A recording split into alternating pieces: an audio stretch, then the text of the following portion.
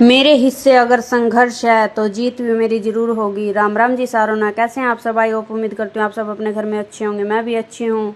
आज सुबह उठ गई थी, लेके राम का नाम लग गई थी कामों पर। आप सब ने देख ही लिया होगा, मैंने सबसे पहले भरी ताजे पानी की बाल्टी नहाने के बाद, और फिर मेरी बेटी गई थी दूध लेने। उसके पहले मैंने खोल दिया था लॉक। फिर मैंने बनाया आटा। आटा बनाने के बाद आपने देख ही लिया होगा, पहले मैंने सिंपल आटा बनाया और फिर मैंने बनाया धनिये वाला और आलू वाला, क्योंकि आलू की सब्जी बची हुई थी बाहर गिरने से, तो अच्छा है कि इसको मैश करके मैंने आटे में ही मिला लिया और इसकी ही रोटियां बना दी आज। तो आटा बनाने के बाद मैं लग गई थी दूसरे कामों में। जो बर्तन रात के पड़े हुए थे, एक दो दूध वगैरह के, तो वो कर दिए थे मैंने साफ़। वो साफ़ करने के बाद फिर मेरा बेटा आ गया था, तो इसको मैंने कंघी।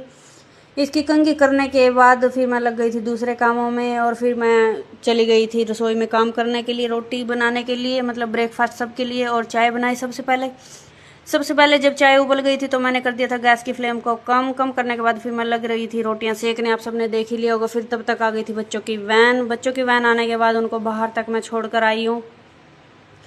बच्चों को बाहर तक छोड़ के आने के बाद फिर मैंने उनको टाटा बाय बाय बोल दिया था, और उनको टाटा बाय बाय बोलने के बाद मैं आ गई थी अंदर आने के बाद लग गई थी मैं दूसरे कामों में, क्योंकि सुबह सुबह का शेड्यूल इतना बिजी होता है ना कि आप सब जानती होंगी, खासकर की फीमेल तो जरूर जानती होगी। फिर मैंने किया बिस्तरों को फोल्ड, पतले कंबल निकाल लिया, क्योंकि अब तो वो मौसम आया हुआ है कि एक टांग कंबल के बाहर और एक अंदर, और फुल पंखा, क्योंकि मच्छर वगैरह और कीट पतंगे भी अब होने लगे हैं। गर्मी जैसे जैसे आएगी वही बहुत ही बुरा हाल होता है। कभी मतलब मच्छर, कीट पतंगे, मिंडकी वगैरह सब होते हैं।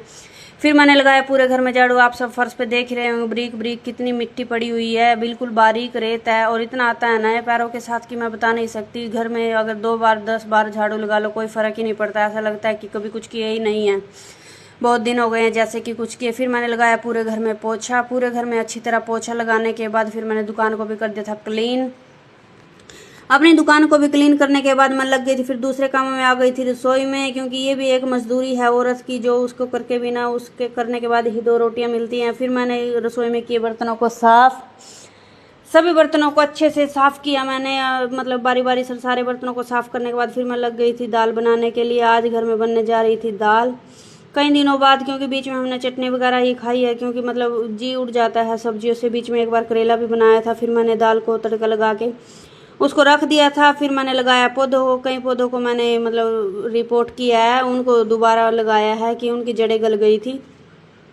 मौसम ऐसे ही गया, सर्दी जाने के बाद मतलब कई पौधों को रिपोर्ट करना पड़ा है मुझे, क्योंकि उनकी वो गल गई थी, और कई पौधों को किया था तो उनकी तो मतलब निकल आई हैं पत्तियां, और ये भी निकल आएंगी, मैं दिखाऊंगी आपको। और दाल बनकर हो गई थी तैयार। आप सबने देखी होगी दाल कितनी मैश और अच्छी बनी हुई है, जैसा कलर ऐसी टेस्टी भी है।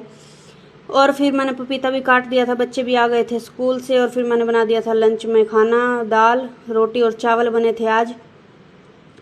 सबने जिसने जो जो खाना था वो सबने खा लिया था, और फिर चले गई थी मैं बच्चों को ट्यूशन छोड़ने के लिए। रास्ते में हमें रुकना था, कहीं आंटी को देना था खाना, और खाना देने के बाद फिर चले गए थे हम मतलब ट्यूशन पे छोड़ के आने के बाद फिर मैं बच्चों को शाम को ट्यूशन से ले भी आई थी 6 बजे के आसपास कुछ शायद।